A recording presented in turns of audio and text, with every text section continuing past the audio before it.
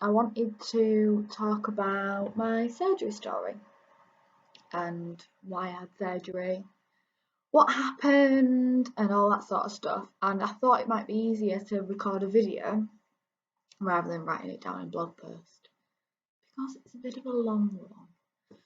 So, quite a lot of people have been asking me since my surgery what happened, why did you have surgery? And they were saying things like they didn't know that I was going to have surgery. Well, short answer is neither did I. And I don't think anyone knew that I was going to have it. So it was a massive shock.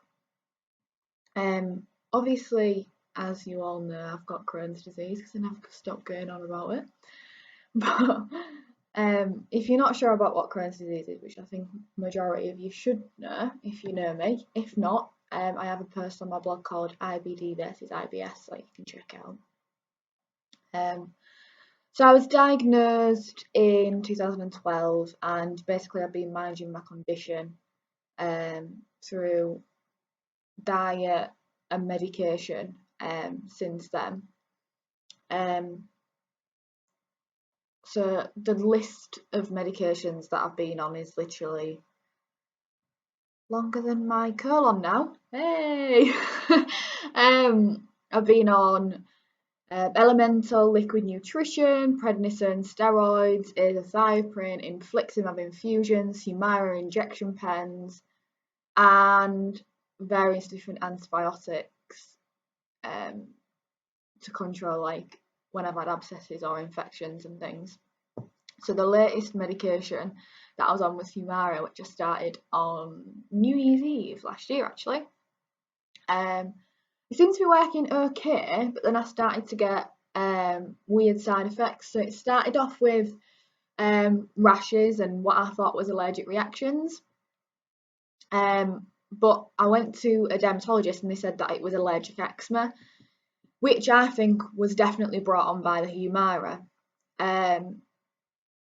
So I would have been fine with that if it was just eczema, but it was getting to the point where my whole face was swelling up. Anybody who like saw me like at work and stuff, it was pretty severe, and it was like I don't eat anything or put anything on my face or use, I don't even wash my face at this point because I was afraid that I was just gonna puff up like Elephant Man sort of style.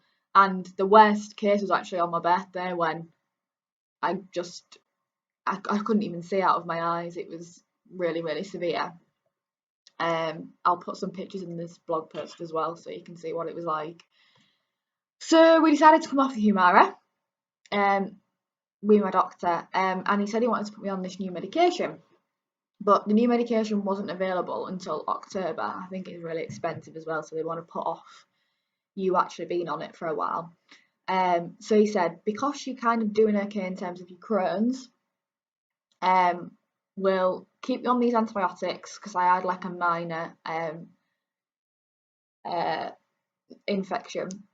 Keep you on these antibiotics and, just see how you go, which is a phrase that I've heard so many times. See how you go, see how you go. And quite often they're not, you end up having a flare. So I was generally okay, to be fair, until like the last couple of weeks in July. And then I started to feel a little bit sick. Just in the morning, I started to just feel nauseous, and I thought it was my antibiotics because they can cause loads of side effects and they always make me feel sick. I thought I was maybe not eating enough food with them.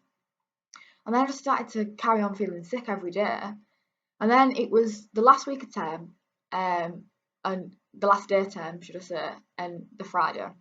And I just woke up and I just didn't feel right. I just felt odd. So